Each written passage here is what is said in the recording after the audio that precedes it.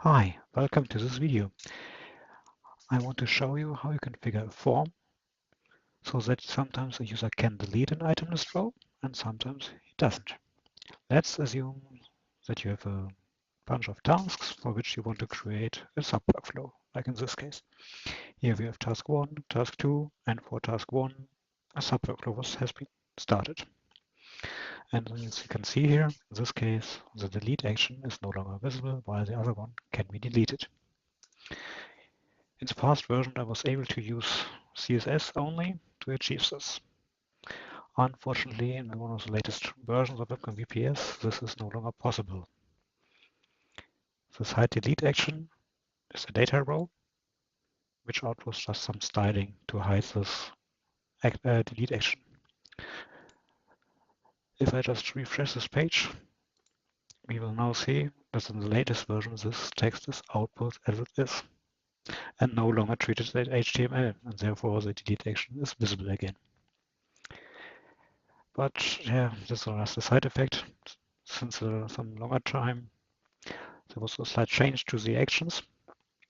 And that is if you make the window really small, they are collapsed into a context menu, and we would be able to trigger these anyway, or to filter these, and it would be, the delete action would be visible again anyway.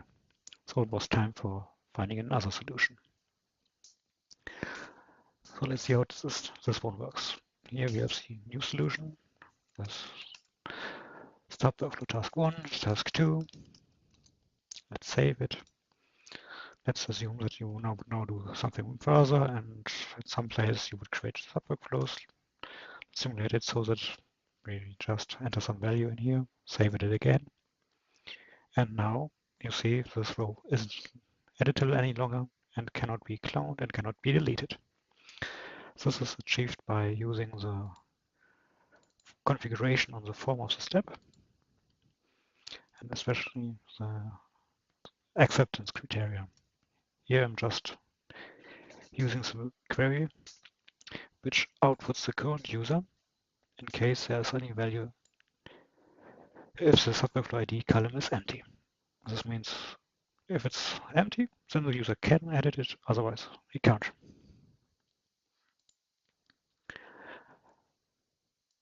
This is way how this is done. I'm not sure whether this was intended. This was the intended way of the acceptance.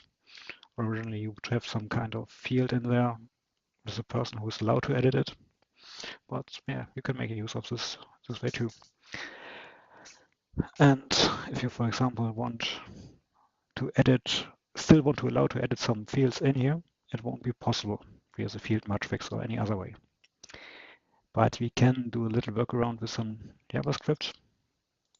For my example, I have added an enable title HTML field, which removes the disabled flags of this field. And if I enable it, which has to be after the item list, then I can still update, provide some updates, and they are saved. You can find more details about the implementation on my blog, and especially the JavaScript from HTML, which is in here, which I used for enabling these fields. See you the next time.